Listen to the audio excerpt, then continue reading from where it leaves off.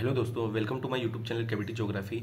आज अपन पढ़ने जा रहे हैं अगला लेक्चर, उद्योगों की अवस्थिति को प्रभावित करने वाले कारक। यानी कि अपन जो उद्योग इस्टेब्लिश कर रहे हैं ना, यानी कि अपन किसी भी जगह पे अपन उद्योग लगाना चाहते हैं, जैसे कोई एक जगह है उस पर उद्योग लगाना चाहते हैं, तो अपन वहाँ की कौन कौन सी कंडीशन देखेंगे कि उन कंडीशन में जो है अपन आसानी से अपन उद्योग लगा सके और वहाँ पे अपना प्रॉफिट हो सके।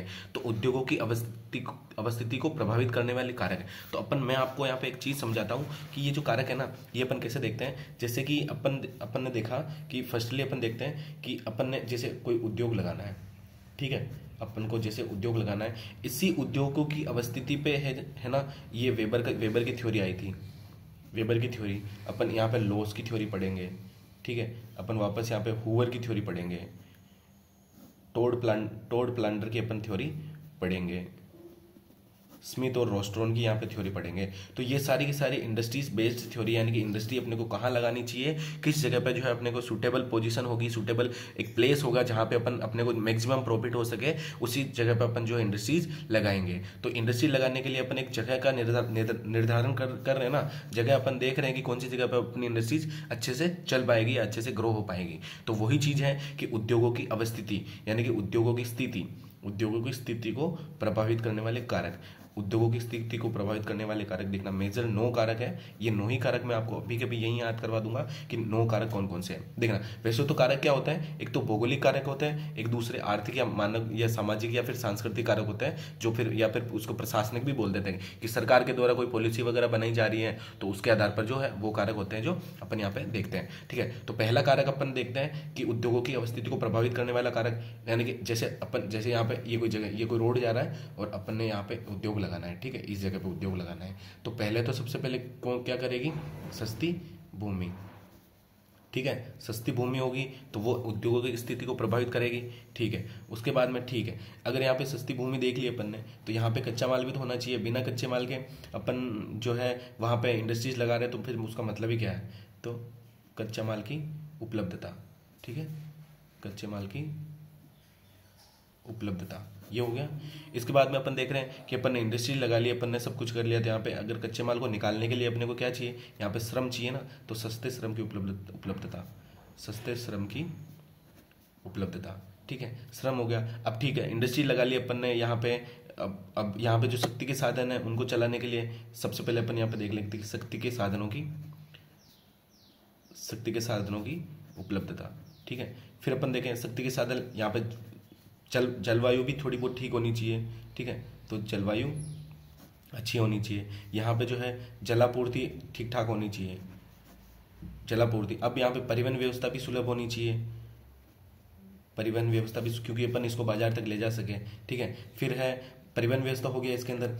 उसके बाद में अपन देखते हैं कि सस्ती, देखना सबसे पहले अपन यहाँ पे भूमि देखेंगे कि सस्ती भूमि मिल गई अपने को, ठीक है। फिर वहाँ पे कच्चा माल भी होना चाहिए, कच्चा माल हो गया अपने को, ये ठीक है। कच्चे माल के बाद में उसको माल को निकालने के लिए श्रम भी तो होना चाहिए ना, श्रम हो गया। अब श्रम निकालेंगे किससे, शक्ति के साधनों से निकालेंगे ना, तो शक्ति के साधन हो गए, ठीक है। उसके बाद में जलवायु वहाँ की ठीक ठाक होनी चाहिए, वहाँ पे जलापूर्ति होनी चाहिए, वहाँ की परिवहन की व्यवस्था ठीक ठाक होनी चाहिए। इसके बाद में अपन इसको निकालेंगे कैसे, अपन पूंजी लगा के निकालेंगे ना, तो अपने पास पूंजी की व्यवस्था भी होनी चाहिए। ये भी इसको प्रभावित करता है इंडस्ट्रीज को स्टेब्लिश होने के लिए। तो कितने हो गए, 1 2 3 4 5 6 7 8, यानी कि पूरे के पूरे 8 कारक है ना।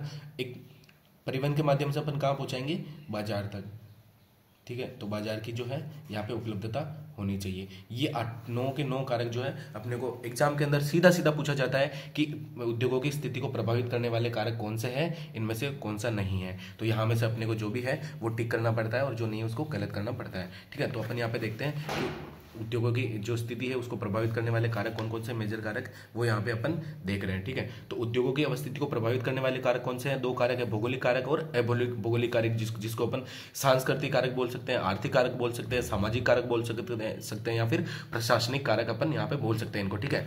तो उद्योगों की स्थिति को प्रभावित करने वाले कारक कौन कौन से हैं, मैंने बोला कि वहाँ पे कच्चा माल होना चाहिए, कच्चे माल को निकालने के लिए श्रम की उपलब्धता होनी चाहिए, ठीक है, और सस्ती भूमि होनी चाहिए। ऊर्जा के संसाधन, मैंने बोला कि जो शक्ति के संसाधन है वो होने चाहिए अपने पास, ठीक है। देखो यहाँ पे एक सिस्टमेटिक ढंग से अपन देखते आते हैं, ठीक है। मैंने आपको वैसे बताया था जैसे निकालने की प्रोसेस है ना, जैसे अपन कहीं पे खनन कर रहे हैं, खुदाई कर रहे हैं, कच्चा माल निकाल रहे हैं, तो वहाँ पे जो इंडस्ट्री लगा रहे हैं ना, उसको निकालने की प्रोसेस के हिसाब से मैंने आपको ये 9 के 9 समझाए थे। यहाँ पे थोड़े उल्टे ऊपर नीचे लिखे हुए हैं, ठीक है। तो इस पे क्या है, कच्चे माल की उपलब्धता, बाजार की सुलभता, बाजार होना चाहिए, बाजार तक पहुंचाने के लिए परिवहन संचार माध्यम की अभिगम्यता यानी कि वो अच्छे से चल सुव्यवस्थित होना चाहिए। वहाँ पे श्रम की उपलब्धता होनी चाहिए ताकि वहाँ से कच्चा माल निकाल सके। सस्ती भूमि होनी चाहिए जिसको अपन खरीद के वहाँ पे इंडस्ट्रीज लगा सके। ऊर्जा के संसाधन होनी चाहिए जिससे अपन वहाँ का जो है इंडस्ट्रीज के अंदर जो रॉ मटेरियल आ रहा है उसको अपन मैन्युफैक्चर कर सकें। वहाँ की जल आपूर्ति अच्छी होनी चाहिए, ठीक है, जलवायु अच्छी होनी चाहिए। वहाँ पे पूंजी सबसे बड़ा जो है इफेक्ट करता है, पूंजी होनी चाहिए अपने पास लगाने के लिए।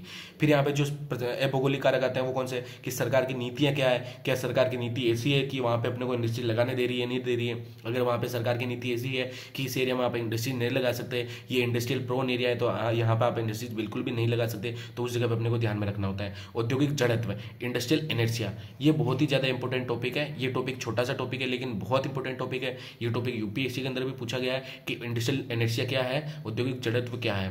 तो ये चीज़ अपन अगले लेक्चर में एक छोटा सा लेक्चर लेके आऊँगा, तब उसको यहाँ पे पढ़ेंगे। मैंने यहाँ पे इसका स्टार भी लगा रखा है, ठीक है, ये बहुत ही इंपॉर्टेंट है। उच्च तकनीकी यानी कि तकनीकी की भी है जो अपने वहाँ पे इंडस्ट्रीज को जो है इफेक्ट करती है। शोध का कार्य है तो शोध का कार्य भी इफेक्ट करता है।